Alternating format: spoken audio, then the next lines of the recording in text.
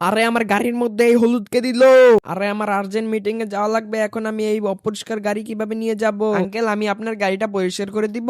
হ্যাঁ বেটা, তুই আমার গাড়িটা সাফ করে দে। হ্যাঁ আঙ্কেল, আমি সুন্দরভাবে সাফ করে দিব, খালি আমাকে 50 টাকা দিও। ঠিক আছে বেটা, তুই সাফ কর, আমি 50 টাকা তোকে দিয়ে দিব। আমার ভালো পাপা, আমার ভালো পাপা, আমার ভালো আম্মু, আমার ভালো আম্মু, আমার ভালো আম্মু আব্বু, আমার ভালো আব্বু আম্মু। আরে কাম করো ভাই, কাম করো, দেশের নাম উজ্জ্বল করো। যদি আমার আব্বু আম্মু বেঁচে থাকতো তাহলে আমার এভাবে কাম করা লাগতো না। তারা আমাকে খাবারও খাওয়াতো এবং আমাকে স্কুলেও নিয়ে যেত। আরে ও এখনো গাড়ি সাফ করে নাই কেন? ওই উঠ, আমি তোকে 50 টাকা দিব সাফ করার জন্য, শুয়ে থাকার জন্য না। তার আগে বলো, তুমি টাকাকে ভালোবাসো নাকি তোমার ফ্যামিলি? যদি তুমি আমার মতো ফ্যামিলিকে ভালোবাসে থাকো তাহলে এই ভিডিওতে লাইক করে চ্যানেলটিকে সাবস্ক্রাইব করে দাও। আর যদি তুমি এটা না করো তাহলে বুঝবো আমি তুমি ফ্যামিলিকে ভালোবাসো না। হ্যাঁ হ্যাঁ ভাইয়া, করতেছি।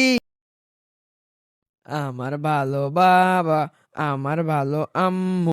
আরে ওই, তোর কি মাথায় ঢুকে না? এগুলো সাফ কর। আরে আরে না আঙ্কেল, আমি এটা সাফ করতে পারবো না। এটা কেন সাফ করবি না? ভাইয়া ভাইয়া এটা, আরে এটা কি তুই বলস না কেন?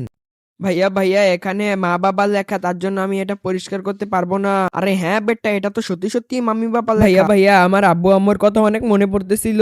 আজকে যদি আমার আব্বু আম্মু বেঁচে থাকতো তাহলে আর আমার কাজ করতে হতো না। এখন আপনি বলেন, আমি আমার আব্বু আম্মুর নাম কিভাবে মুছে ফেলবো? কোনো সমস্যা নেই বেটা, তুমি এখানেই লিখে রাখো। আর এই নাও তোমার 50 টাকা। শুক্রিয়া ভাইয়া। يا رب العالمين الله